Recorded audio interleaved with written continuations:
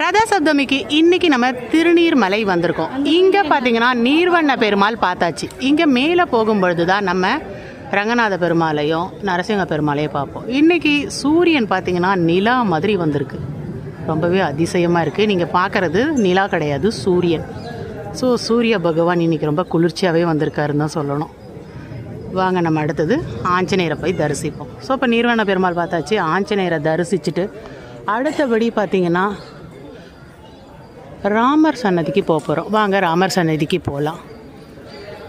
அணிமாமலர் தாயார். இங்கே நம்ம பார்க்கக்கூடிய தாயார் பார்த்திங்கன்னா அணிமாமலர் மங்கை. ஸோ அங்கே தாயார் சன்னதியை பார்த்துட்டு ராமரை தரிசிச்சுட்டு அடுத்தபடி நம்ம மேலே படியேறணுன்னா ரங்கநாத பெருமாளை பார்ப்போம்.